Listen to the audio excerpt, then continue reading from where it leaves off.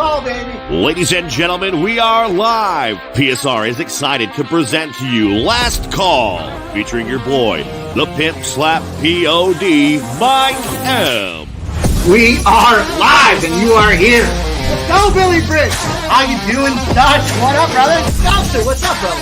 LJ from the HLJ. Mike, man, happy to be here, man. T on the ones and twos, -7.5, the official number we'll use, and the lines move 2 points. And this is not a show to be late for. And now, let's get to the picks. We be pumping!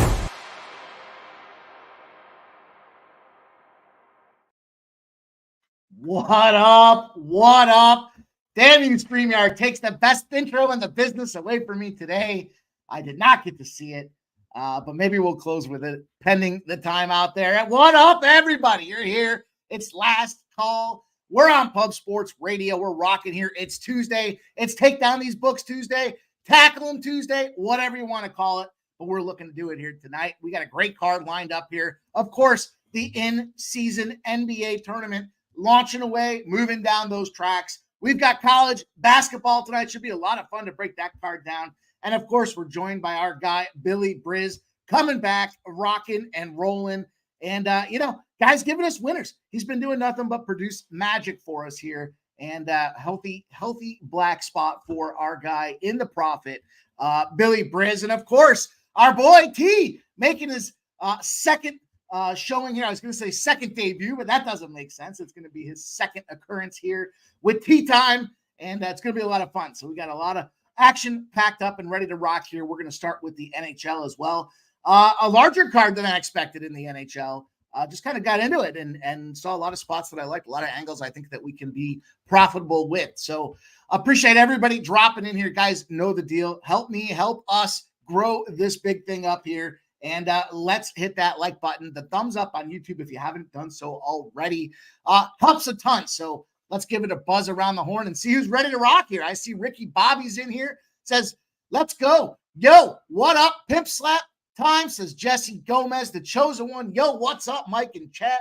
Let's go. Absolutely. Chosen one. Ricky Bobby, North Ender, Mikey Money, Jay Peasy. Yeah, we need to get you something. Yeah, man. I was dropping out here, just kind of pre-showing with a little track that my boy JPZ sent over from the Alcoholics, baby. Last call for alcohol. Brad Summersell says Illinois +2. Ricky Bobby says, damn Charms. Yeah, listen, Charms, we're gonna get you there. Unlucky Charms, man. We're rocking here. We had a nice profitable day yesterday. We're gonna keep it rolling. We'll talk a little bit about the show and the agenda today as well.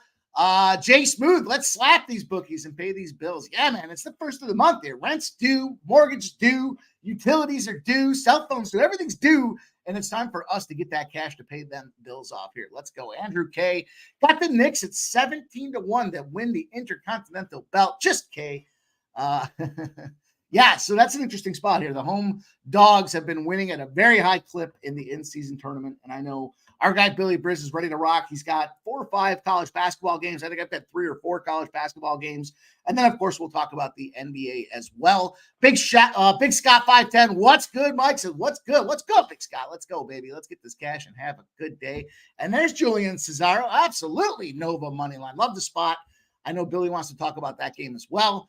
Andrew G says, yo, I appreciate everybody dropping in here, guys. You know the deal. First and foremost, transparency is crucial. We'll start with a recap of last show's performance.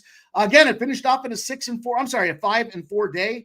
Not going to kill us, not really going to help us, although we did find profit for about a full unit. So we will take it and run with it here. But, we had collectively between last call and then the live stream was just a ton of profit. I was thinking about it this morning too, like, a lot of gambling now has become on camera gambling. So, maybe a little more uncomfortable than I would prefer, but it's like, here's my plays. And then, here's my live lines too. And so if it's a bad day, it's going to be real public, but fortunately for us, we'll knock on wood.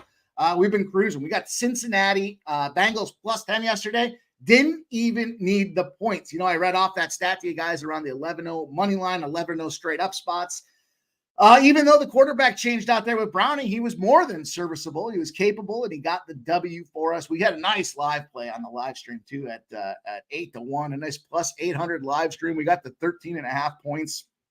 just a lot of fun. Made a lot of cash off of that game. And hey, that's the new NFL, man. Everyone talks about these primetime games and here we go again. But look at the quarterbacks that have been knocked out of this season. I want to say there's a dozen of them at least that are starters that are out the door. The number of rookies that have come in, most of them are not panning out early in the season. And this is what we're left with. So enjoy the NFL while you can. We find cash where it makes sense. And it made sense last night to take that Cincinnati Bengals plus 10. So we'll cash that. I'm glad I added that late spot with the Flyers under 6.5. Trust your instincts, trust your gut.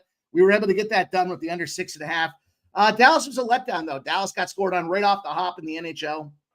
They just weren't able to come back and get the job done.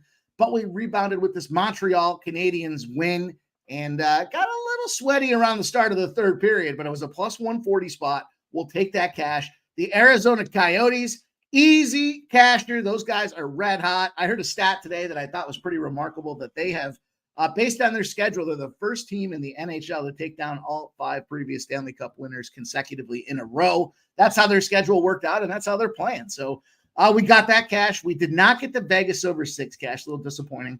We cashed in our NBA spot with the Pelicans. Again, another live opportunity. Gave it out on the live show last night there, plus 9.5 as well, almost right off the gate when they went down 10 points. And we got a plus 400 and a plus 600 money line on those spots. So those plus 400 and 600s might have been the booze clicking, but they still came through in cash for us anyways. And then college basketball, Arkansas under blasted way over. I want to say it went over by like 30 points. And San Jose State, man, they were getting run out the gym in the first half of that game, but they came back. They made it tight. They go to overtime, and that's where my dog goes to die. So plus 3 did not get it done. Plus 5 did get it done. There was definitely live bet spots in there, but that does move us to 21.43 units. It's a 5 and 4 day. And, we're in the black. We're healthy. We're moving forward. We want to stay in the fight so that we can have those big days out there. And, we're putting a good steady 10 plays a day in rotation. So it's just a matter of time for us. Not if, it's when. On the leans, the first half of the under for Cincinnati did not get it done. And Trevor Lawrence over 13.5 rushing yards did not get it done. Even with overtime, he was not able to, he got knocked out of the game, I guess. So that's a factor in the game itself. But Joey Mixon over 18.5 receiving yards, gave that out on the show as a lean there. Got that done in the first quarter as well. Oh, no. 1 and 2 on the unofficial plays there, the leans, but we're still up 29.44 units over there as well. So look, we're in the black. We're healthy with what's going on right now. And it's just about kind of keeping the focus, working hard, and gives me a lot of enjoyment to get up, start cracking into these books and looking for these opportunities for all of us to get paid. So not something I take lightly. Always want to be prepared and try to give you guys the best looks we can for the day. And I love when the guests come on because it kind of helps to kind of break it up a little bit. You get a different look, a different take, and maybe we collectively come to a new spot that maybe I wasn't looking at off the gate. So very excited to have our guests lined up tonight. It's going to be a great show, and away we go. Let's jump into this thing here. You guys know the situation with the way the show lines up here. Our guy T making it right with the 1s and 2s back there, gives us the layout here on the right-hand side. You'll see the games we're going to cover. Across the top, you'll see either official plays or leans, and every so often, you'll see a little parlay corner down there in the bottom. That is an official play for today's show as well. A little 3-banger there. The LA Kings, the Nashville Predators, and the Colorado Avalanche. I'm going to keep a brisk pace. I got about 15 minutes or so to get through this NHL, and we got a lot of them to cover. So I want to make sure that we keep this thing rolling and then get our guy, Billy Briz in here to talk about some of these college hoops, because 6:30 and 7 p.m. don't wait for nobody. But let's talk about this first game here. It's the New York Rangers and the Ottawa Senators. And this is a play for me on the Rangers. I know it's probably a little juicier than I'd like at minus 136, but this is the spot I had to go to. I think this is the goaltending battle here. We've got Shesterkin in goal for the Rangers. He's their guy. He's got a 10-4 season. Forsberg for the Ottawa Senators on the other side of things here. Shesterkin with a 2.58 goals against average and a 91.5 save percentage. Forsberg with the 303 goals against average and an 88.2% save percentage. But the big deal for me here is Forsberg going to be able to rebound? So the narrative that I looked at for this game here is Forsberg's coming in, not necessarily their primary guy that they want to go to here, but because of recent performances, because of some injuries and sickness running through the mill, they do not have kind of all guns going for goaltending. And Forsberg has been thrust into the position. Here's the thing about Forsberg. Came off a shutout the last game 2-0, made 39 saves. What does he do when it comes to the bounce back spot? There's a reason this guy's not the number one. In a bounce back spot, or I should say the second spot after a big game. So returning after a big game, a sub 81% goals against average. I initially approached this game thinking about the under, and I was like, you know what? I just don't know the reliability of Forsberg. And then if you look at the Rangers, they've won 3 games in a row, and they've scored four goals or more in 3 of their last 5. So if it's an off night for Forsberg, they could sail over this total just by the Rangers on their own. I wouldn't be mad at anybody that wanted to look at a New York Rangers team total. Again, kind of banking on Forsberg struggling in that second spot after the big win there. Home dogs that are about to play the Toronto Maple Leafs are 5-16, and they're losing by 1.25 goals on the season. If you look at the Ottawa Senators schedule, who's up next? It's the Toronto Maple Leafs. And then another spot for you to consider here. When you're a line game between -120 and -170, AKA the books expect you to win when you do. It's 116 wins to 75 losses. You know, again, just a spot I like here from a New York Rangers perspective. 3-1 of their last 4 with Shesterkin. He's only allowed 10 goals in that 4-game clip, so he's definitely performing to his numbers. And this is that spot where I expect Forsberg to kind of struggle in that second game or that consecutive opportunity, just not able to put 2 together. So give me the New York Rangers. Give me that -136 spot. And I lean to that under. I'm a little apprehensive to pull the trigger on it simply because I don't know what we're going to see out of Forsberg. And the Rangers are firing that puck on goal right now like nobody else. So I might get there. We'll see how much time we have left after the show. But officially starting today's card off with the New York Rangers, and let's keep it rolling. Second game on the slate tonight we're going to get into here is this Detroit Buffalo game, and we've got a nice little spot here, I think, with the Detroit Red Wings at a nice money spot at -125. We have Lyon in goal at 3-1 for Detroit, and then we have Comrie, a 1-4 bag of you-know-what in goal for the Buffalo Sabres. Lyon at a 1.26 goals against average. He's probably the story of the year for these Detroit Red Wings. What's happened is he came in to kind of make a start there when they were kind of shuffling things around and dealing with some injuries and trying to give their primary goaltenders a rest. And all he's done since then is come out firing. He's got 75. 3 of his 4 games that he started are quality starts. He's got a 95.8% save percentage. And then on the other side of things with Comrie's at a 3.99 goals against average and an 86.4% save percentage. You know, this is not the spot where Buffalo wants to be in. They're 0-3 in their last 3 games. They've been outscored 14-7. The positive move that they did is they sent Devin Levi back to the Rochester Americans to get some confidence to, kind of work on his game and get used to the speed, the transition from college to the pros. But what happened is UPL there, the starting goaltender for Buffalo, got sick. And because he's sick, they had to bring Levi back up. So, he did have a nice performance in Rochester. He was running around with the Eagle head on like an idiot after the game, looking sharp and figuring things out in the AHL. That's the kind of confidence you want to see as you're trying to build up this goaltender. But when I reference Levi, it's because if Comrie, who's 1-4 in his last 6, doesn't get the job done, they're going to thrust this Levi kid back in there. And I think that could be a recipe for disaster. Previously, if you played Nashville, Carolina, or the Pittsburgh Penguins, and you're off a loss, now you're a dog, ergo the Buffalo Sabres. It's an 8-11 spot, 6-13 to the under. I was thinking about this being a potentially lower scoring game just because of, Detroit with their injuries, with Larkin kind of being out of the lineup. Detroit is 5-1 in their last 6. And when I looked at Buffalo 0-3, getting outscored 14-7, some under trends in play out there. I just thought this is a great spot for Detroit. Again, that teams that are lying between -120 and -170, AKA the Vegas expects you to win, does win at 116-75. And when you're lined in that spot between 120 and 170, and you've got 2 days of rest, you're 37-16, winning by over a goal, 1.1 goals a game. So some great spots, I think, for Detroit. It's a short travel spot. I don't like the depth that they have for Buffalo on the bench, and I went with the Detroit Red Wings at -125. Let's go. Let's keep it rolling. Chosen One says he likes FAU. Ricky Bobby. Yeah, I was leaving on that FAU side as well. Nasty Nate, a.k.a. Mr. Trifecta. What you learned that hockey first nonsense from Jimmy?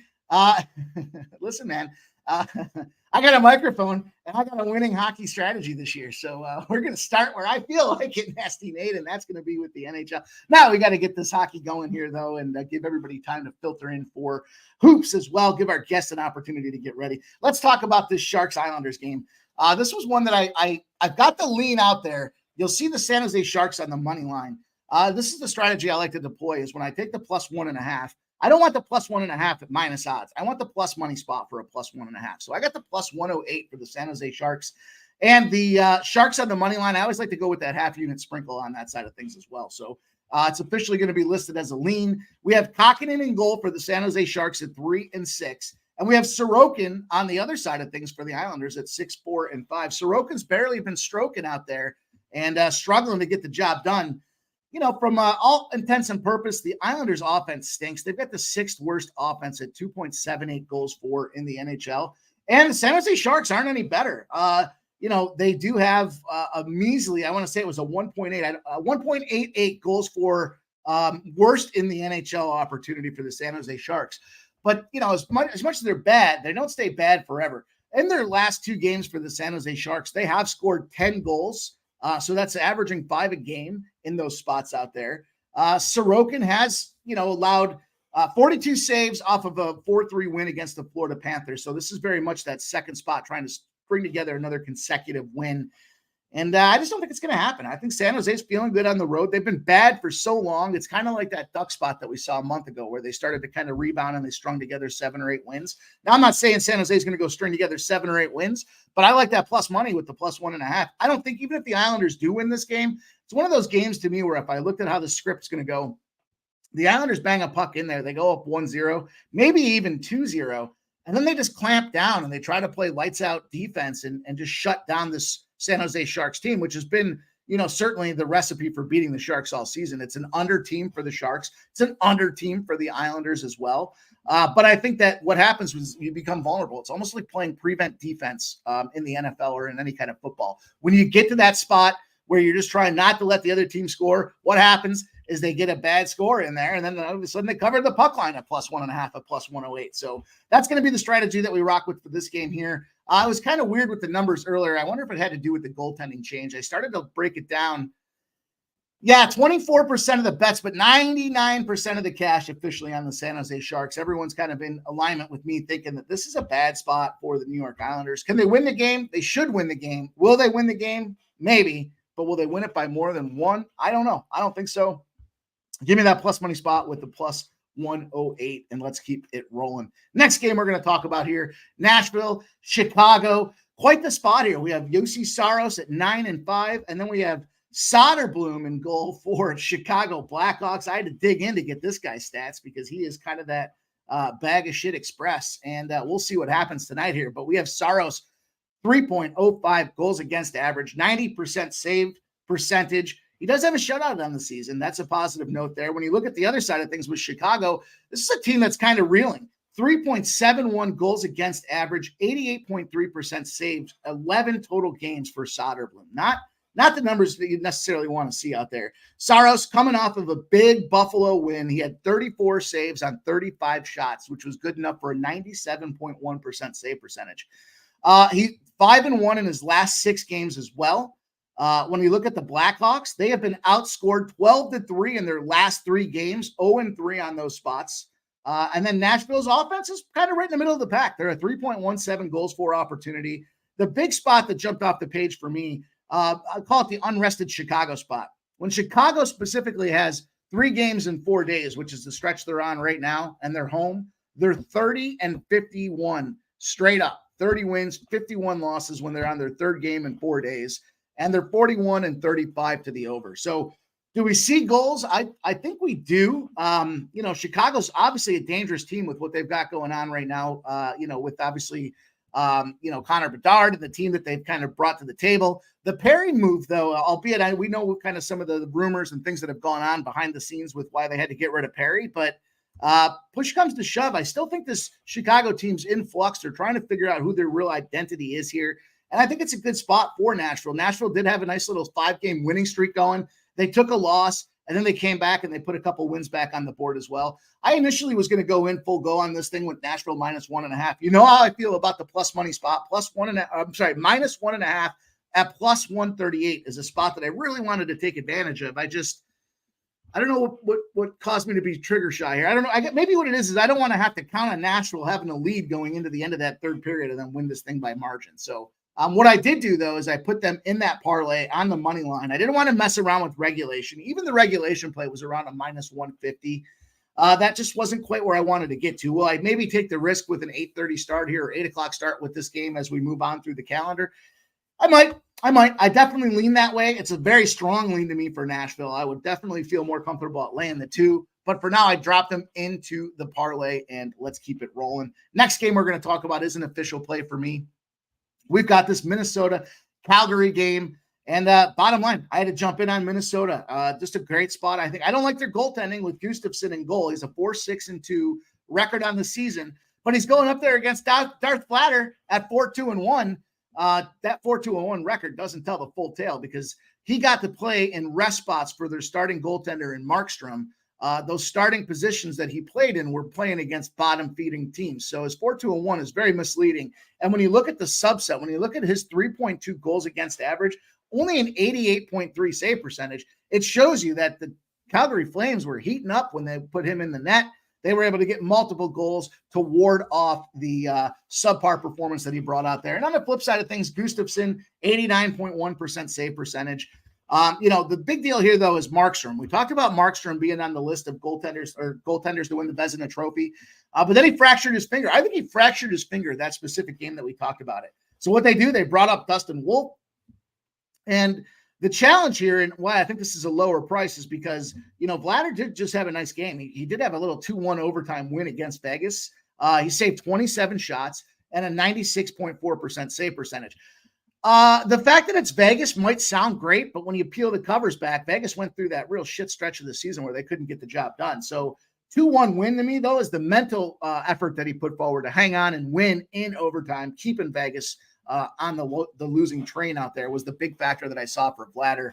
But the counter narrative there, when you look at Minnesota, they made a coaching change. We talked about this coaching change for a couple of different teams. The last team to pull the trigger on it's going to probably be these New York Islanders, but Minnesota made the big coaching change, and they've won 3 straight games after that, outscoring their opponents 13-3. New face, new voice in the locker room, kind of giving the plays out there, putting the lineups together, taking feedback from the players, not so hard-headed and stubborn. And what they've done is they've outscored their opponents 13-3. So I like the direction that this team's heading here. Calgary with Markstrom, bringing up Dustin Wolf, those two will be competitive, but I think we're going to continue to catch some decent prices against Calgary, especially at home, given the fact that they don't have their number one in Markstrom, and their defense is just poor. They don't make a ton of saves. They're not a save first or a shot blocking type of team. They kind of just go out there and try to outscore their opponents. And I think it's going to be tough for Minnesota. Minnesota's definitely got a healthy team rolling into the building here at Calgary. And I like the -109 number. So not to belabor the point. Last game that we'll talk about here in the NHL for you guys. It's going to be it's a lean for me. I was initially going to take the Colorado Avalanche -1.5. We got Gibson in net. We got Georgiev in net on the Colorado side. But I ended up backpedaling onto it. I see, it says bets on the top, but it is effectively a lean. I downgraded this thing to a lean. I saw some late money coming in on these Anaheim Ducks. And, I started thinking about this Makar situation with Colorado. Since Cole Makar's out of this lineup, do I want them to go out there and win by margin? I know a lot of people think, hey, you got a team that's -300. They're just an auto fade.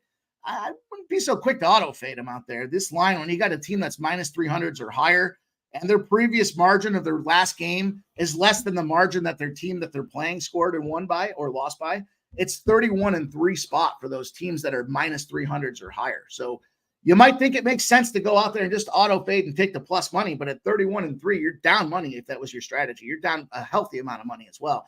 And the margin for victory in those spots with the home line -300 or greater, you've scored less goals in the margin of victory than your opponent the previous game, 31-3 with a 2.5 goal margin. So that's what kind of made me think about that -1.5. But ultimately, I changed gears. I stuffed it as the third leg into that parlay for a nice +225 spot. It's a 3-leg favorite spot for us. And yeah, JPZ said, I thought I saw that there where JPZ was saying that they were in. Yeah, that's the big factor for me. I downgraded it. The Ducks have the 5th worst offense in the NHL at 2.75 goals for. But Colorado has lost 3 in a row. They also lost to the Anaheim Ducks. The Anaheim Ducks are 1-8 in their last 9. The only win that they did pick up was in a shootout against Colorado. So there is that narrative saying, it's a revenge spot. They're not fully loaded for bear right now. They're not all stocked up, ready to beat them down. I think with that Makar factor out there, that's a bigger concern than not. I think they can win the game. I certainly don't want to lay the minus 300. Give me the 2.25, 225 to 1 spot there. Double my money in this 3-leg parlay. So last game I'm going to talk to you guys about. There's no graphic for it. Just an overview. I think it's going to be a pretty cool game. This New Jersey Devils Vancouver spot. Depending on how this number moves, I've said this before. If you're following me on Twitter at pimpslappod, you may see the information that I drop in there as far as if I'm going to make a play or not on this thing. And the ultimate for me is it comes down to the favorite. Whichever team ends up being the favorite by the number should end up winning this thing. That's just how these teams have played out. So okay, just making sure I sent this out. All right, so as far as this goes, the teams that end up being the favorites are the teams that should get the job done. When your next opponent's Seattle and you're a road favorite, you're 19-3, 6-12-4 to the under. So a lot of people were jumping on this over and talking about it being at a 7, and it moved from 6.5 to 7. I initially was thinking that as well. Vanacek kind of stinks out there. He's an 8-5 goaltender, but he's a 3.48 goals against average with an 87.9 save percentage.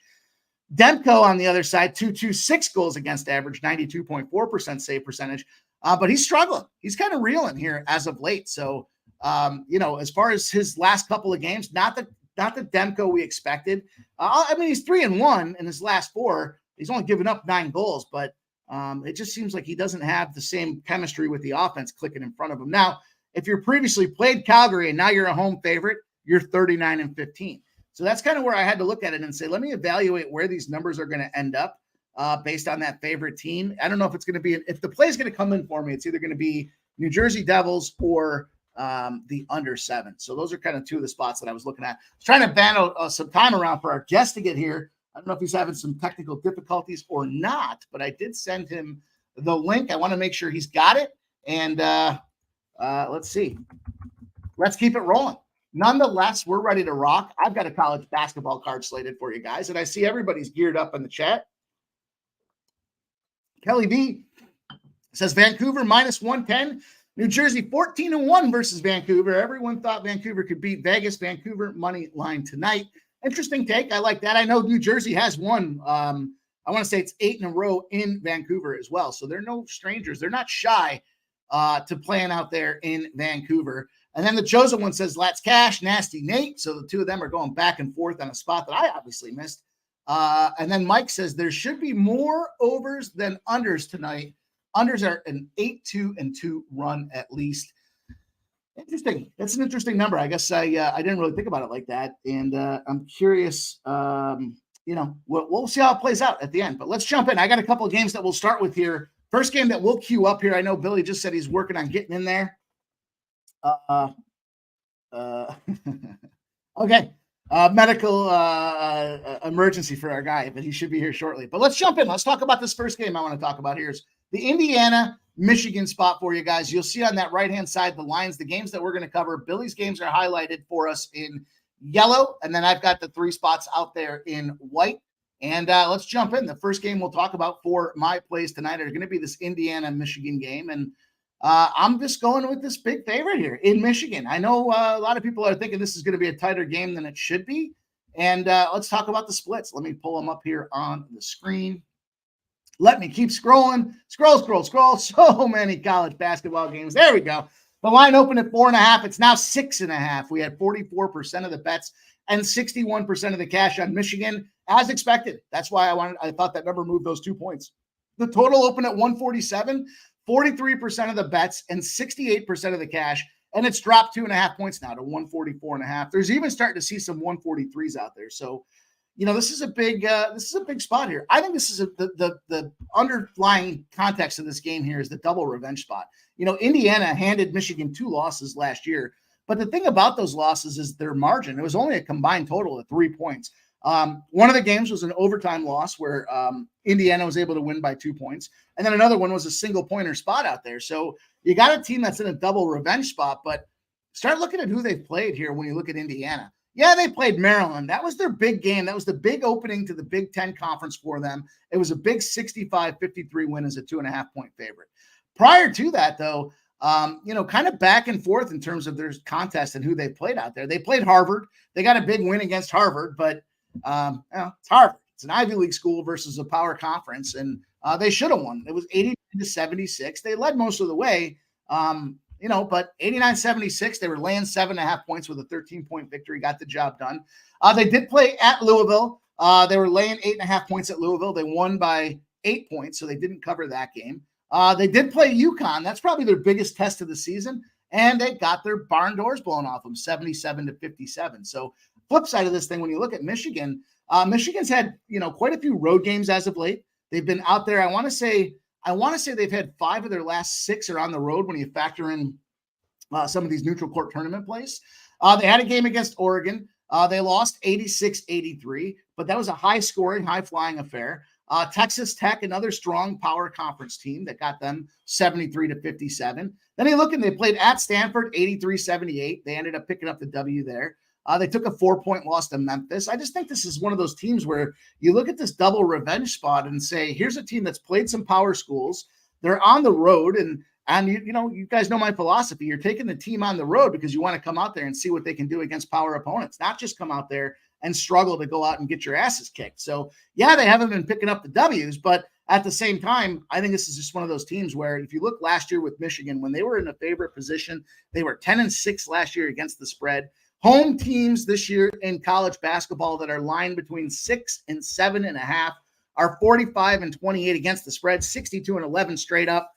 But just worth noting, again, this is a double revenge spot. And I think if you've got a team that's covered you twice or beat you twice the year before with a 6.5-point spread and the money moving in that direction, I just feel like they're trying to tell us something here with this game. And it seems like a Michigan spot. I see our guest is back there. Let's not waste any more time dilly-dallying here. We got quite the lineup to get into. He's going to kick his card off for us. You guys know him. He's the Tuesday guy on the last call. It's our guy, Billy Briz. What's up, Billy? We are doing good. A little bit of a stomach problem right before, but that's because we're about to go take a shit on these bookies tonight, baby. That college basketball slate, NBA in-season tournament. We got the cash chain on because we're about to cash some tickets, baby. Let's go. All right. Well, you know the deal. I'll tee it up and set us up, and then we'll give you the floor to get it going there. I mean, you were so descriptive in what's going to happen to these bookies tonight that it kind of makes me a little nauseous here. But let's go. I'm all for putting a big load, putting on them. So let's go. Let me pull this first game up here. We're going to talk Villanova and K-State. I like the card you put together for us tonight. Some of these games definitely have some allure to me, and I'll scroll down and pull this one up to kick it off here. But I was definitely looking at this one. I had it circled. I was glad to see you put it on the card because I thought I want to hear what he has to say before I get to the window. I only locked down 3 today, so it was one of those spots where I had to kind of try to make sure I get the opportunities where they make sense here. But I can't. Where is this game? Time's this game pop? 7? No, it's later than that, right? This game pops off 8:00 in Kansas State. All right, let me see here. Or no, 7:00 p.m. 7:00 p.m. I have it on the primer. We have the over/under at 143.5. Gotcha. So I see that it opened at 143, and it has moved. There's 70% of the bets and 85% of the cash on the over. And then as far as the side, it opened up at +1 Villanova, who's now taken some steam. 52% of the bets and 70% of the cash on those Villanova Cats. And this is a little battle of the cat here. We've got Villanova just off of double losses to those regional Philadelphia teams. Definitely some difficult spots. Maybe make a little more of it than you will, because it seems like when Villanova plays St. Joe's and Drexel, they are tight games.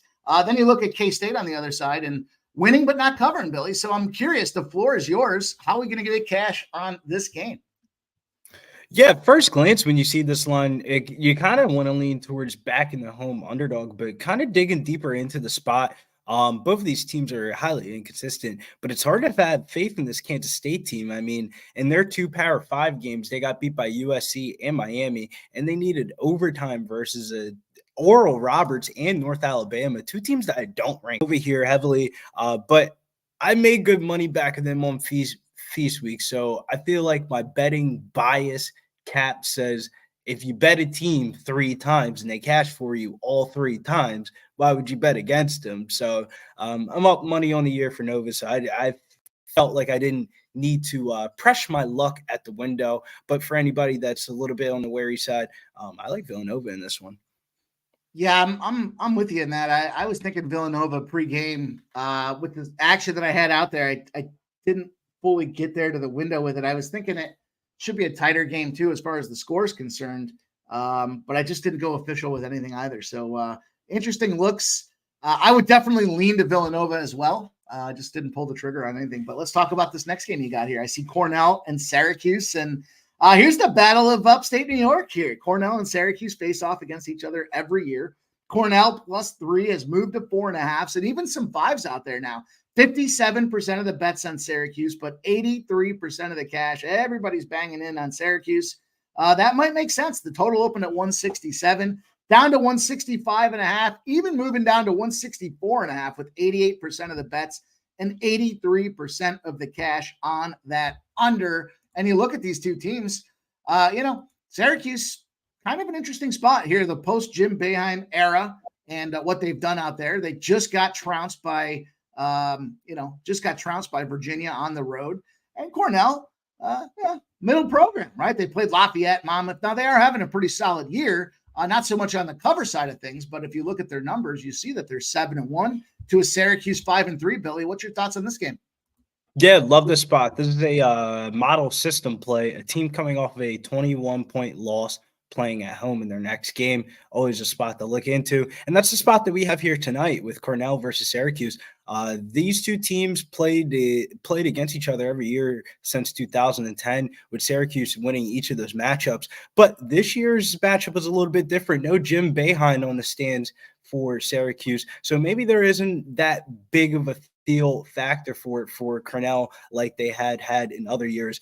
Last year when these 2 teams played, Cornell had a firing first half. They had a lead at the end. I mean, they damn near had the lead at the end of the first half. They're up by majority of the first half. And it's a lot of the same Syracuse guys that are going to be returning for them for this game. And same exact guys for Cornell. So I feel like Syracuse knows that they need this win. They just came off of their first ACC loss where they got absolutely smoked. And if you look at Cornell's strength of schedule this year, it's complete dog shit. I mean, 236 in the country for strength of schedule. Their defense is 304th in opponent field goal percentage. They're allowing opponents to score an effective 67.1% field goal rating. After getting blown out, I feel like Syracuse is going to be hungry for this win. And if you look at their schedule, this is the easiest game that they had in their schedule since damn near New Hampshire to start off the season. I mean, they went 0-3 against top 30 schools, but if you saw them play last week against LSU, I mean, they look really good. And this is a great spot for Mintz.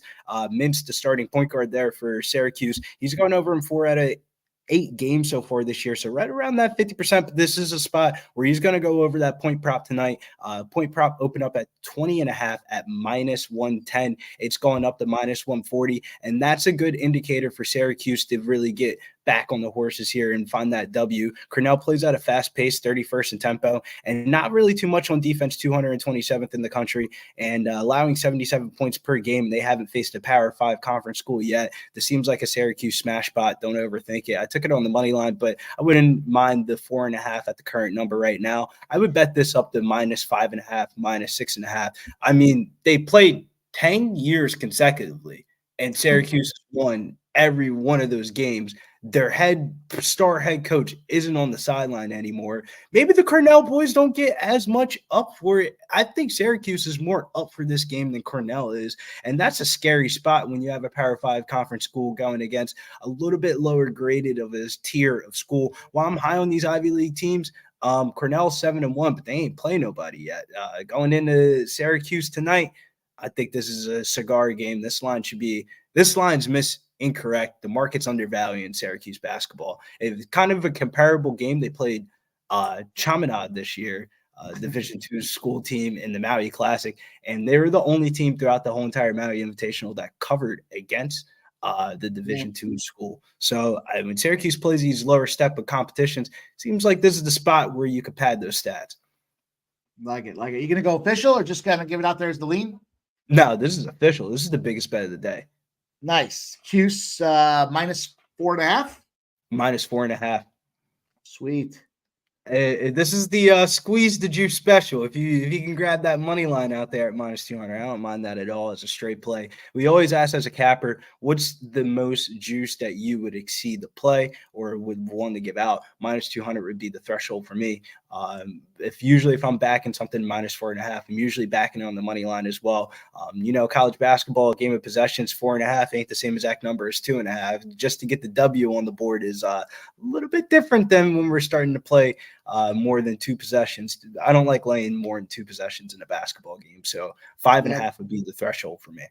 I feel the same with you there when it comes to that juice, and you're probably a little more seasoned than most to it because not just breaking balls, but as far as the UFC is concerned, the UFC, you're not really higher likely. You're not going to win that thing unless you're minus 200 or higher. It seems like a lot of times those. In fact, if you're down like the minus 120s, I think the strategy is you should be taking the dogs just as a long-term solution. So minus 200 might seem scary for some. I'm the same way when it comes to like hockey though. Like some of these spots, I know they're going to beat them. I just don't know how it's going to happen, and it's a matter of saying, okay, I'll take a little more. A little less ROI for a little more comfort in the W category. So, maybe you don't want to squeeze the juice. I mean, if you wanted to go with a same game parlay of Mintz's over on his point prop in Syracuse on the money line, that was about plus 101 odds. And those two props are going to correlate with each other because Syracuse is only going to go as far as fucking Mintz goes. If Mintz has a bad game, Syracuse ain't winning shit. We saw that game over against Virginia where he kind of got shut down a little bit by the number one defense in the country. And Syracuse got blown the fuck out in that game. But in the games that he goes off in, more times than not, Syracuse is going to win that game.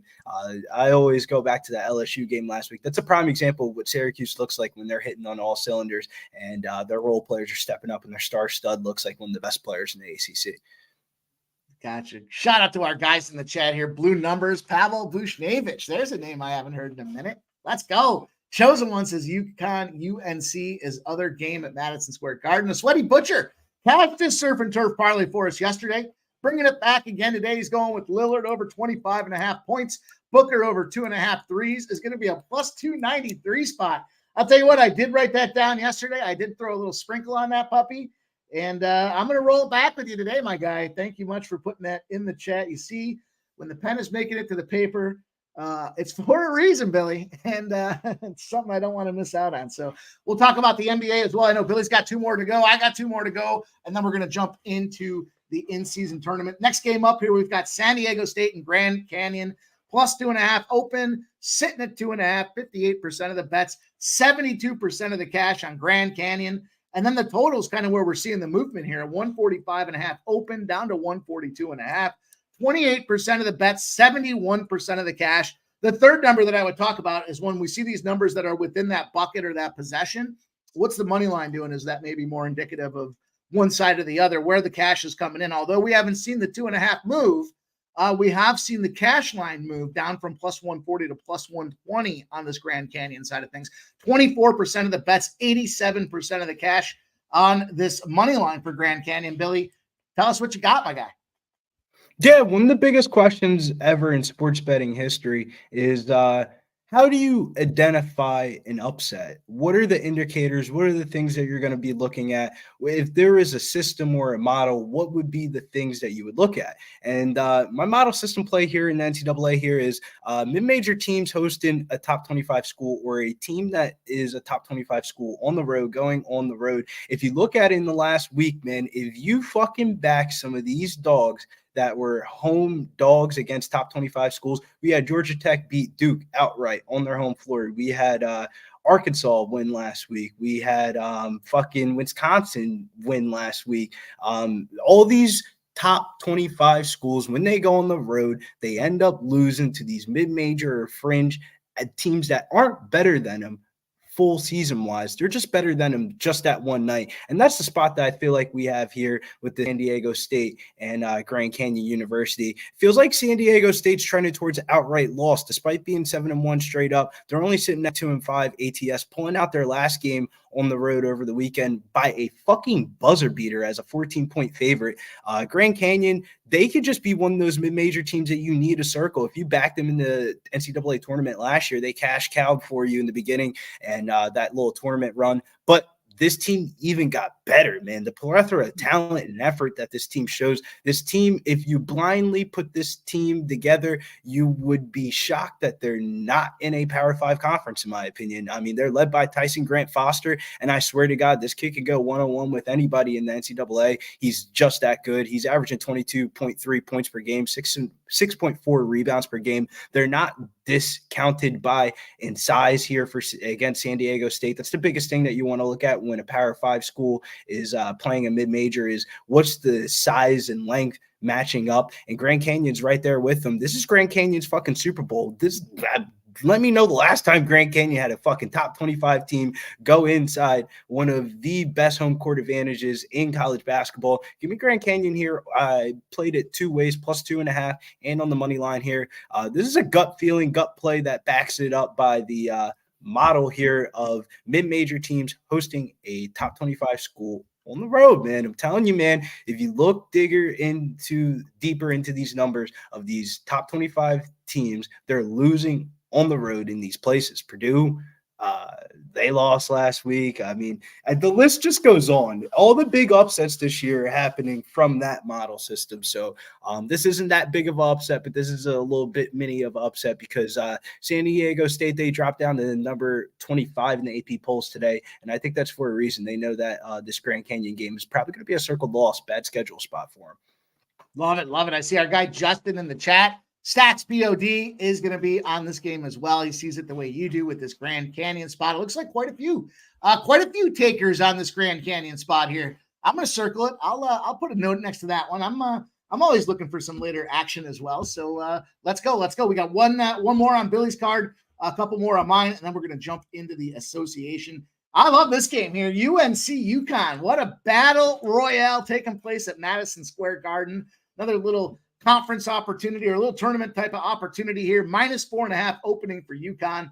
Moved to -5.5. Starting to see some sixes. 59% of the bets and 62% of the cash on UConn. And then the total opens at 153. It drops to 151.5. 76% of the bets on the over, but only 45% of the cash. The sharper money looking at this under. Billy, take it away. Yeah, this is the Jimmy V Classic here in MSG. This is the second game of the two. And my lean here is towards UConn here, -5.5. The number kind of ballooned up a little bit. The only reason why I didn't make my card is because we wanted to keep with a very strict card. We only have 3 plays on the card tonight. But if I did have to run out a D-Gem parlay special, UConn would be on that list. I mean, MSG is the home away from home for UConn. I mean, already playing there multiple times this year. And then on top of that, they won 24 straight non-conference games, and that streak got broken by Kansas last week. So I would want to back them here off a loss, and this line's reflective of a home court advantage. But I'm not really too high on UNC, man. Their inside-out game can easily be neutralized here by UConn. It feels like UNC takes advantage of teams that are less physical than them, but when they play against a team that is just as physical as them, they self-destruct.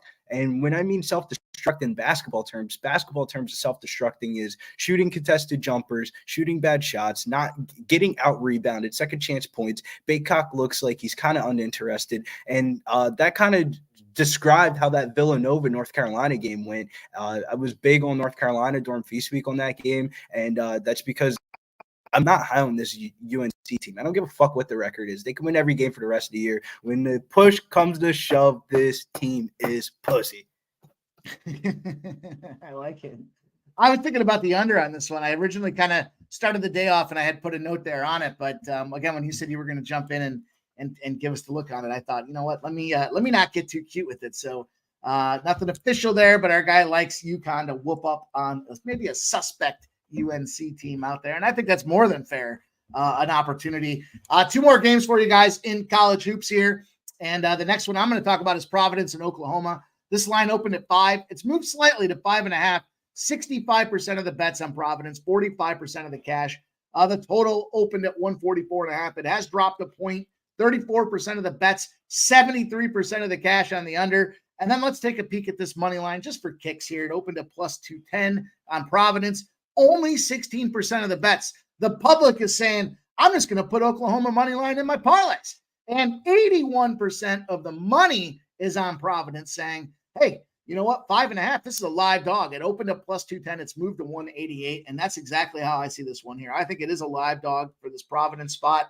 We know that Ed Cooley left the organization, left the conference, left the school, and Kim English takes over, but didn't leave the cupboards bare. A lot of stock in there and a lot of opportunity that we're seeing from this Providence team here, who's gone out there and played incredibly well defense. They ranked 21st nationally in defensive efficiency. The challenge that they have is they don't shoot a ton of great 3-point shots out there, but they limit teams to less than the average second chance shots out there. They're fifth-ranked field goal defensive out there, so they do play a tough defensive battle. And on this side of things with Oklahoma, this kind of comes down to what Billy was talking about with Cornell to some degree is who the hell have they played? They finished 15-17 last season. They're ranking 23rd in defense, as I said, but the flip side of this thing here is Providence. They're traveling team. They're not afraid to get physical. They come out there and rebound. They're going to force you and wear you down, I think, over the end of the day. Now, Oklahoma does have 2 big wins over Iowa and USC. That USC win, they were slight dogs at home, and they came out there and they beat USC. I want to say it was like 75-73. That was a Feast Week game. Feast Week game in San Diego. That was like a 4-team MT tournament. Okay. Yeah, so I'm a Providence fan. You guys saw me, rocking the get up yesterday with it. It's a 7-1 Providence team against a 7-0 Oklahoma team. Biggest they just played. I'm laughing when I see the names, right? Oklahoma just played Arkansas Pine Bluff. They put it down on them 107-86, but didn't cover that big spread.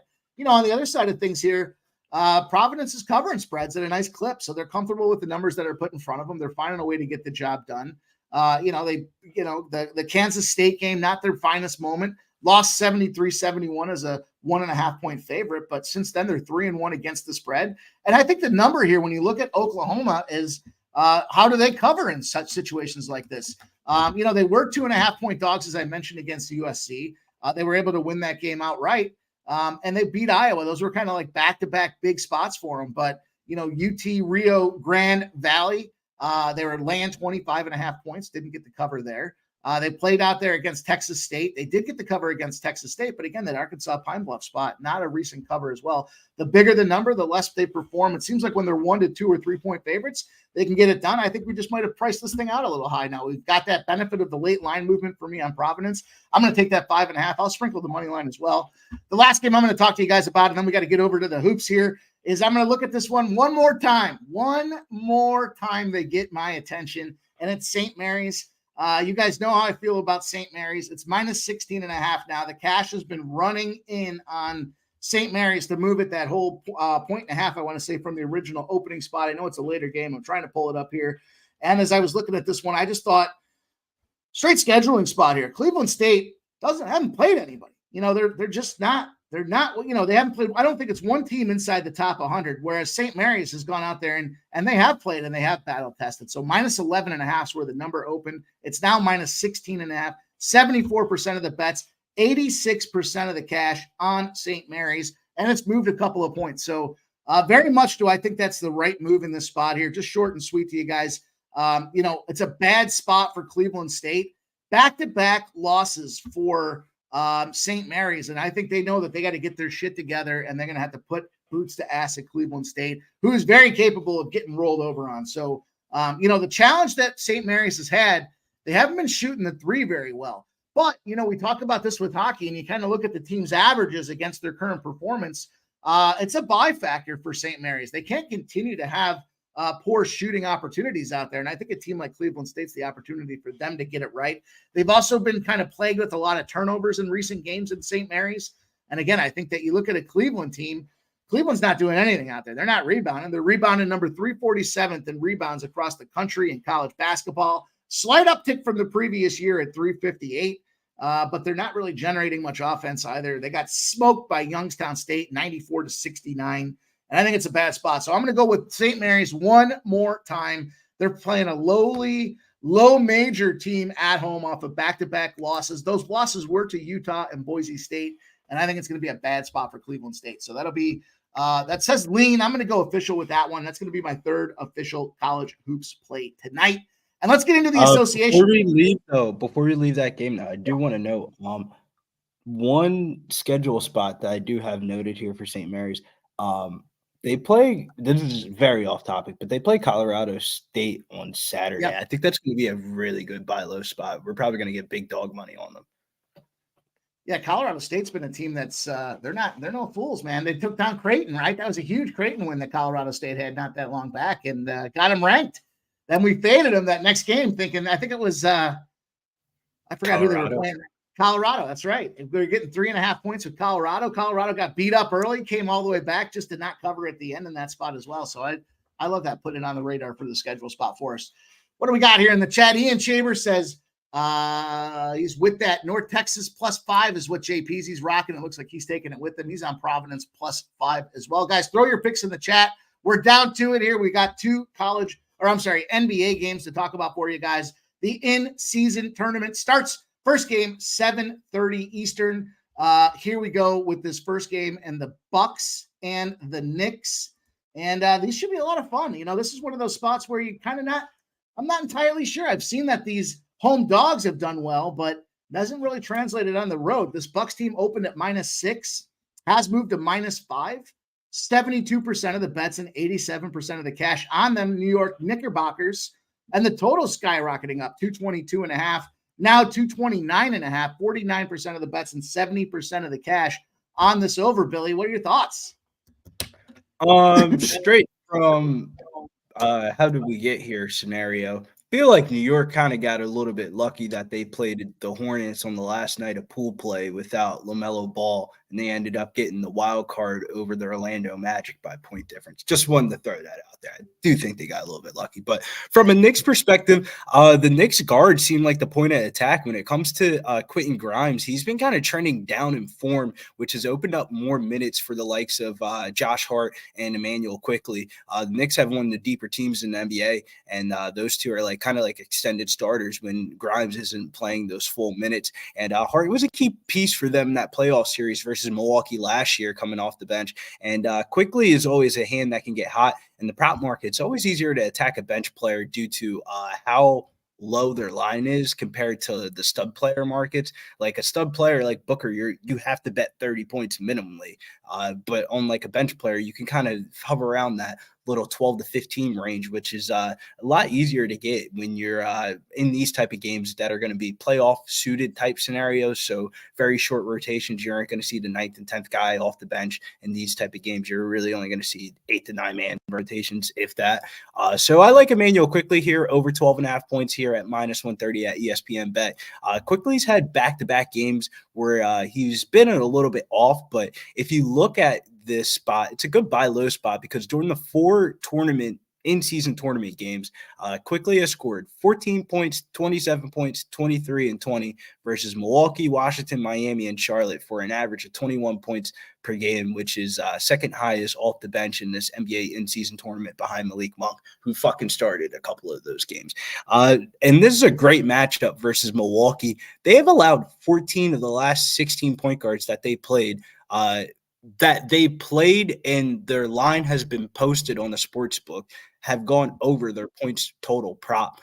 Brunson could be due to regress his last performance versus Milwaukee. I mean, if you have to be an idiot to not know the Milwaukee scouting report. You can't let Jalen Brunson have 45 points in 40 minutes again, or we're going to lose this game. So I think Emmanuel Quickley is going to step up.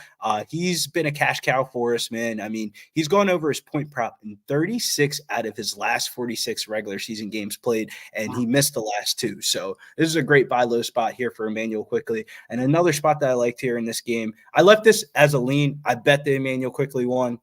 left this one as a lean. Didn't get to the betting window, but I do like this a lot. Brook Lopez over 1.5 3-pointers at -150 at ESPN Bet. This is a good matchup. Lopez versus Mitchell. Mitchell Robinson has struggled versus big men that are shooting 3-pointers off the pick and roll. So they're kind of running a drop coverage, allowing the roll man to step back behind the three and shoot it. So in their last meeting, Brook Lopez went 4 for 10 from the 3-point line. Just off alone, the 10 3-point attempts made me want to bet it. We've seen a similar matchup with the Knicks versus the Celtics this year. And Porzingis in each of those matchups, who's kind of like that similar play style set, that pick and pop type of offense. He had 3+ 3-pointers in each of those matchups. And for the season, Lopez has gone over his 3-point prop 7 out of their last 10 games at home, averaging 5.3 pointers attempted, 2.4 3-pointers made at home this season, which he shoots 1.4 more 3-pointers at home than he does on the road, with a better 3-point percentage of 41.4% at home compared to the road at 29.5% on the road. So I do like Brook Lopez to go over his 3-point prop. Wouldn't mind the points, rebounds, and assists, however you want to slice it and dice it. I think Brook Lopez is in a Big Daddy Brook in a good spot tonight, man, on national television. But I like that one that you have on the screen right here, the Bucks first half -2.5. If you look at it historically head-to-head versus these teams, the Bucks have covered damn near every game in the first half. Yeah, they've beaten the it's 10 in a row as home favorites versus the Knicks in the first half. So I'm sorry, 10 in a row in the first half against the Knicks. So big spot for them, and they've been good to me with these first half spots. Now the full game, I kind of I thought about this thing with what happens in the second half. Do they gas out or not? I mean, I like the totals. I've seen a lot of these totals have the Bucks games have been flying over. They've gone over 4 of their last 5. And they're having big numbers on them, 230s, 240s, 251 the last game against Atlanta. It was Atlanta, so that kind of makes sense.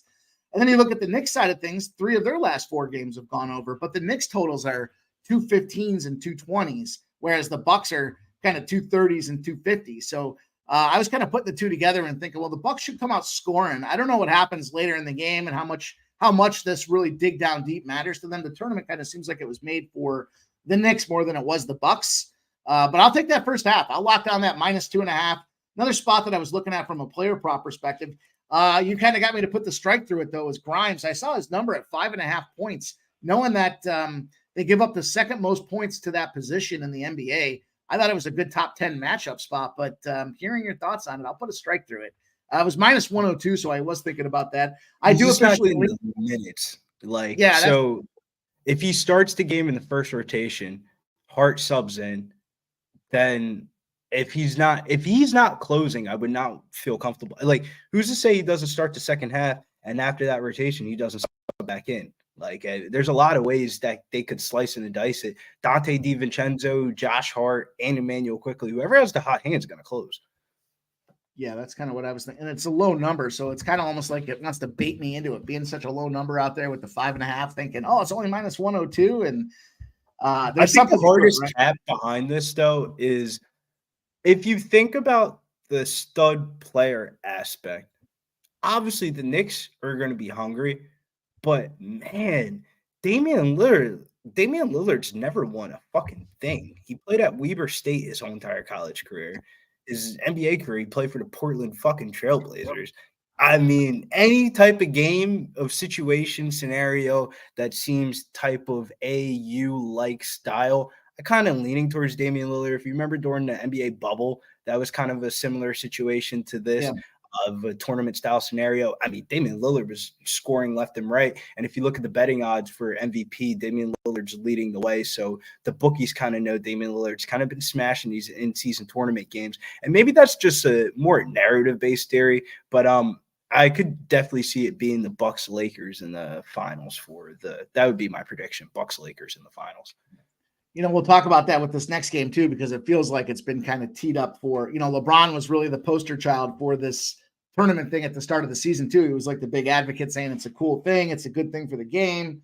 But we'll get there because first, you guys know what's up on Tuesdays. We bring in our guy, producer extraordinaire, for a little segment we like to call Tea Time, baby. It's Tea Time with our guy T, and it's the NBA, and he's been cashing as well. Let's get him on here, and let's hear the looks he's got. I know he's got something in this Knicks game for us, and we'll keep him on to What is up, guys? How are you guys doing? What's up, my guy? How are you? I'm hanging out, man. I'm excited to get this Really? card going. Go I don't back. know what's Go going back, on. T. I'll slide over in the chair so I'm in the camera shot. We gotta get it right. Yeah, there we go. There he is. All right. Well, you heard our guy Billy B busted down here for this Knicks game, and you see my kind of thoughts on here as well. But bring us home. How you getting paid? Yeah, man. I'm excited for this in-season tournament games. Most of the games have been fire to watch. The Indiana Pacers, the Boston Celtics game was great. Celtics Pelicans was a great matchup, and I think you could kind of really tell the intensity of these games are upped with 500 grand on the line. It might not seem a lot comparatively to these other contracts, but the players are fighting hard for it. And me as personally as a Knicks fan, I'm excited. I'm excited for this game tonight as well. It's going to be a good matchup, Eastern Conference matchup of two teams that are very familiar with each other. My look here is, contrary to popular belief, Milwaukee's pretty bad defensively. They're bottom 3 team in the NBA, points allowed, top 9 in 3-point attempts allowed. And the Knicks have been shooting a lot of threes early on this season. My big look here for today is Dante DiVincenzo coming off the bench to make over 1.5 threes, minus 125. He's hit over 1.5 threes in his last 6 of 8. Coming off the bench, and he made I believe 7 threes in his last game against the Heat. It took him a couple games to get into his flow, find his rhythm, and find his role. First season with the Knicks, trying to get his rhythm with the other players and find where he fits in. But he's been shooting the lights off the ball the past couple games. Has made 4, 7, 5 threes in this last kind of stretch, and I see 1.5 threes minus 125. I think that's a lock. Well, I don't want to jinx it, but that's my big play of the day. That's my big play of the day. Dante DiVincenzo minus 125. And Milwaukee doesn't really have the defenders at the point guard position to really guard the guards that the Knicks will throw at them. We got Quickly, DiVincenzo, Brunson, and I'm taking a shot, plus money shot on Brunson to score 30 plus 165. Last game early on this season against the Bucks, he went for 45 against the Bucks. The Bucks will throw Dame, Cameron Payne, and maybe Malik Beasley at them, and they're not the most potent defensively. So look for Brunson to have a big game. DiVincenzo over 1.5 threes, and look at Quickly too. Whatever his prop is, I think his prop to score 15 plus might be even or plus money at this point. So I'm looking for a big game from him as well. Yeah, you got to scroll over ESPN bet to get the best Quickly line. But one DGen special in a market that we don't often talk about. It's first basket market. One of the best markets to bet into is method of victory for a specific player's first basket. And we got some information here that I thought was good to bring to the table for the show. Julius Randle to hit his first 3 of the game in 23 games. He's basically every time when he catches the ball in the beginning of the game, he's shooting a 3. This year, he's hit the first 3 in 4 games. So despite his atrocious shooting percentages, he's out here hitting the first 3 of the game pretty fucking often. It was a number that kind of stuck out to me.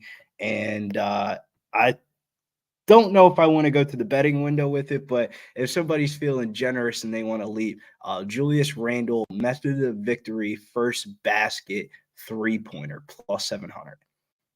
Wow, plus 7. So for him to make his first shots at 3 or the first 3 of the game, it's got to be his first shot, right? His first shot attempt to be a made 3-pointer, plus 700 on FanDuel. A lot of points. I'll be watching that. A lot of points tonight. Yeah, I think that's exactly the mantra for that game. Let's talk about this next one here. We've got the Suns in the league. I love that plus 700. I may put a little sprinkle on that myself. Suns Lakers.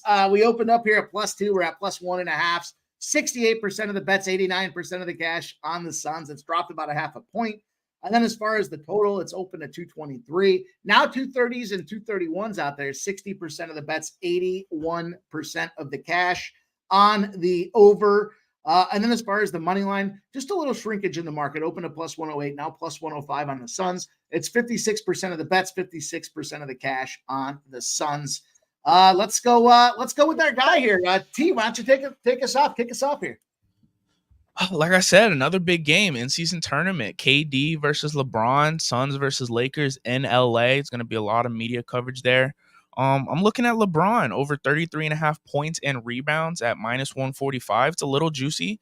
When you want to put a couple extra units on to cash out. Like you said, this in-season tournament has relied on LeBron to perform, and he's been a big advocate for it, of the players and Adam Silver and everything like that. Rebounds wise, out of his 6 of his last 7 games against KD, he's gone A+ or over on rebounds. And in the in-season tournament games where he's played over 25 minutes, he's gone over 40 points and rebounds this season. This is the biggest stage. This is where LeBron likes to perform. Over 33.5 points and rebounds, -145. Over 33.5, -145 for our guy. I like that too. I was looking at some of those points for the points props on the LBJ side. But Billy Briz, what do you think, my guy? Suns, Lakers. Yeah, this is one that if you're convicted one way or another, God bless you, because the books are telling you come take some action here. And honestly, this is like one of those ones of like, what does the script say? I mean, I would imagine they would rather have the Lakers in there because they're probably not going to do shit in the playoffs. And Phoenix is kind of, they have that edge to them too, where like I see a lot of people saying that Phoenix might not care about this game. I'll tell you one fucking thing. Kevin Durant and Devin Booker are fucking competitors. And if your 2 best players on your team give a fuck about the game, you're still going to be in any game. But my favorite lean on this game, one I might get to the betting window if we catch these early, East Coast props. But one is Grayson Allen, over 15.5 points, rebounds, and assists here at -125. I like this spot for Grayson Allen in the prop market versus the Lakers.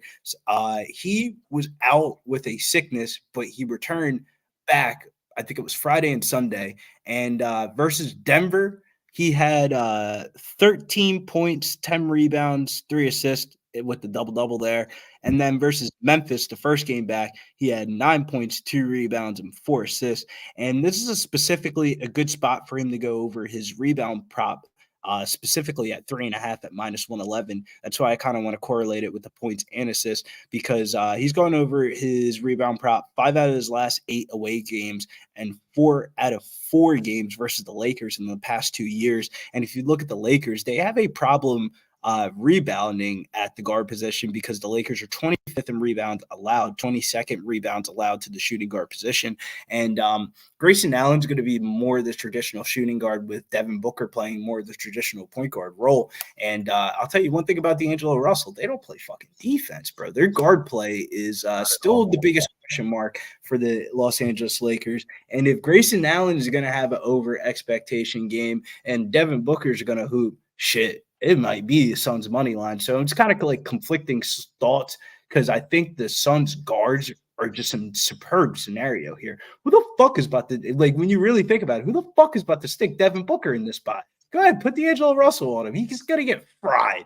You put fucking Cam Reddish on him. He's getting fried. You better call Jared Vanderbilt off the bench, and he's not even that healthy. So it's like, I don't know what they're going to do when you really start digging into the X's and O's and you start thinking about it. On the other side, you're like, fuck, everybody wants to play LeBron props. What about Anthony fucking Davis? You think Yusuf Nurkic is about to stick in front of Anthony Davis? They throw the ball 15 feet away from the basket. Anthony Davis is taking a jab step, going to the right, looking like Joel Embiid right to the fucking basket in this game. So, like, from like a real life basketball standpoint, I feel like I want to play Anthony Davis props. I feel like he could absolutely smash a double-double in like the first half. We've seen a lot of times before when you watch the Lakers game, Anthony Davis is either, I want to be a scorer or I want to be fucking all-time legend. And when he wants to be in all-time legend mode and he's grabbing all the fucking rebounds and he's shooting all the shots, he definitely looks like the defensive player of the year, and by far probably going to look like the best basketball player on the court.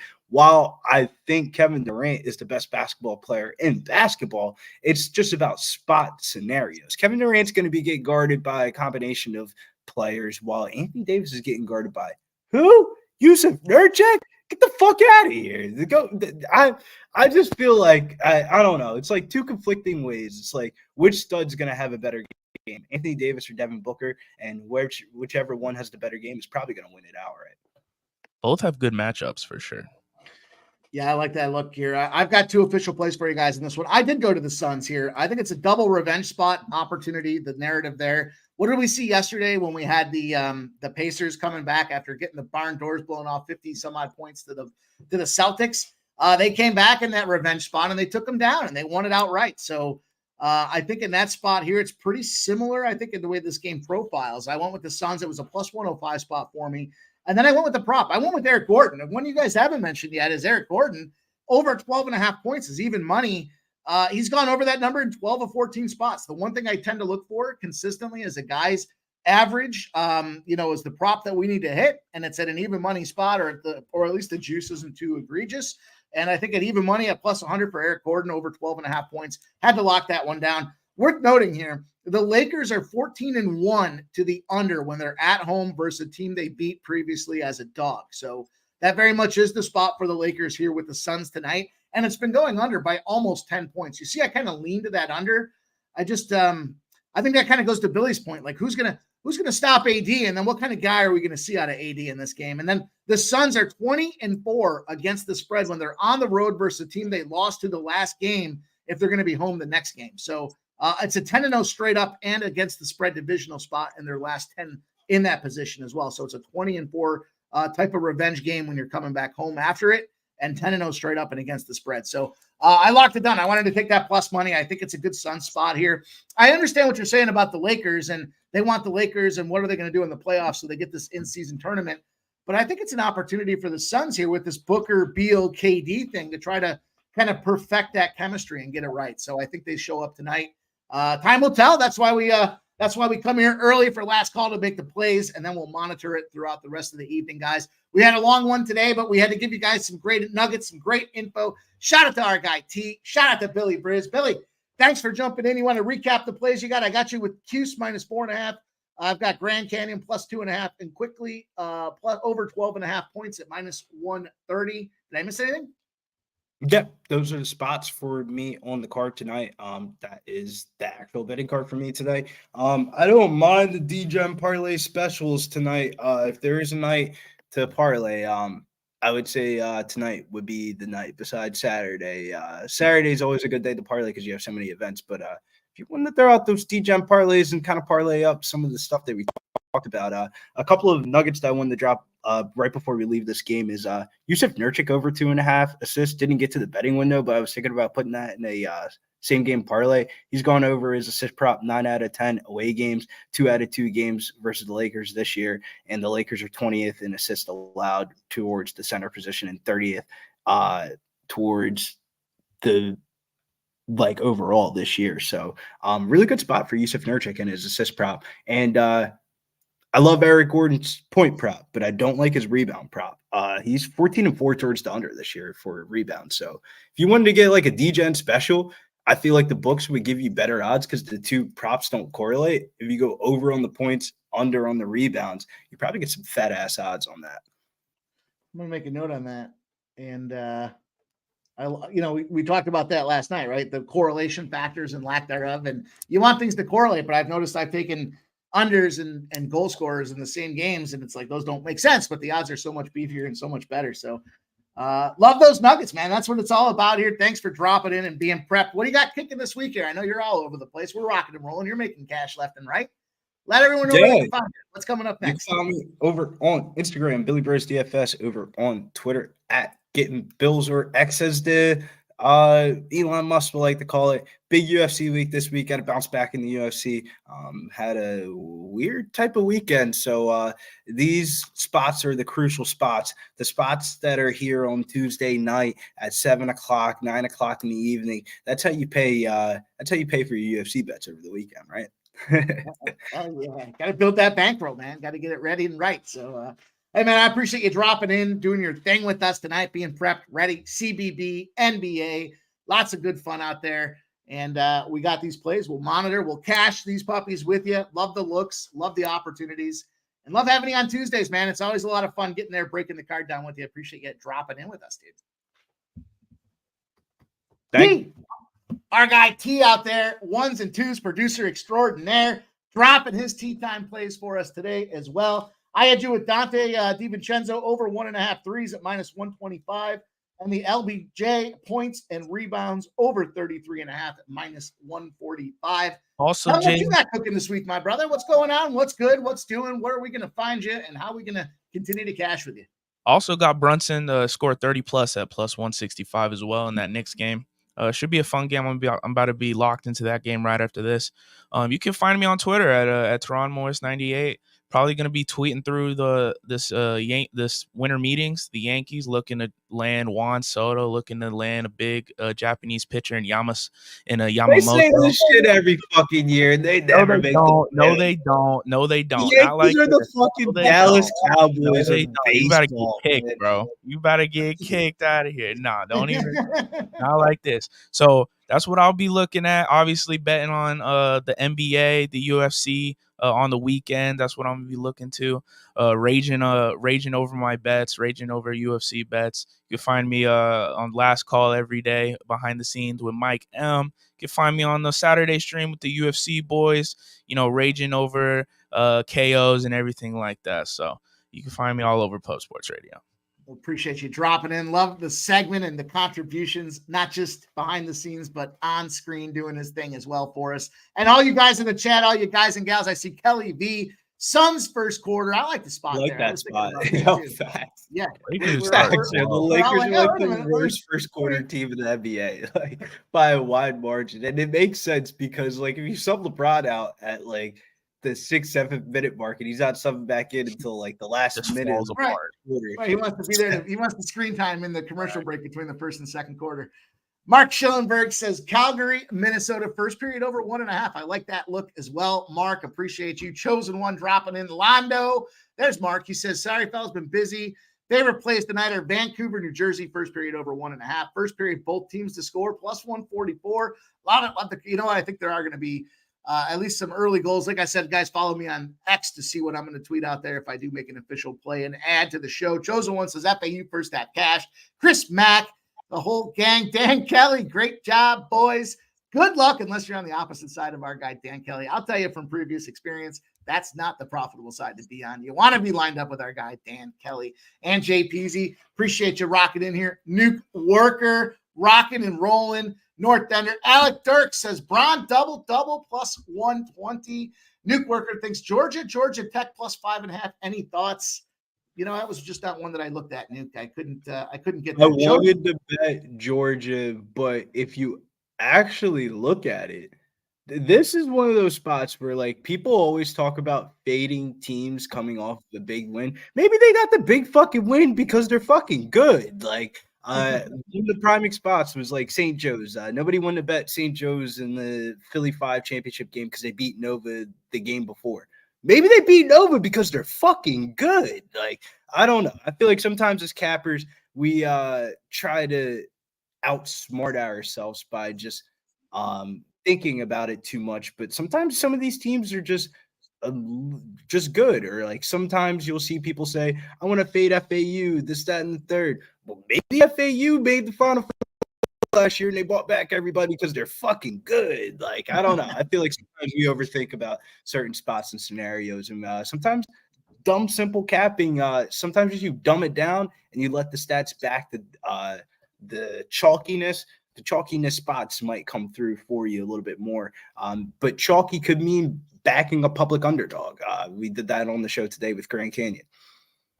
I agree. Jay Peasy says Butler first half minus 14.5. Guys, we had a long show for you today. Lots of intel, lots of content, and 8 p.m. right around the corner. You know who it is. It's our boys, Jimmy the Bag and Troy Torrance, breaking down the NFL card, giving you guys those early looks to go and slap the book. So get out there, 8 p.m. Make sure you tune back in. Pub Sports Radio, if you haven't done so already, $4.99 a month. Become a member. Means a ton. Lots of you guys in the chat, in the green, guys and gals. We appreciate that. It means the world to us. And we want to keep helping you guys find that cash. So keep turning in all day, every day. It seems like Pub Sports has got something rocking. You'll find us back here, last call, Monday through Friday, 6 to 7 p.m. Appreciate everybody that dropped in today. And we'll see you again, same time, same place tomorrow. We run it back. We do it again. We're Pub Sports Radio, baby. Keep cashing.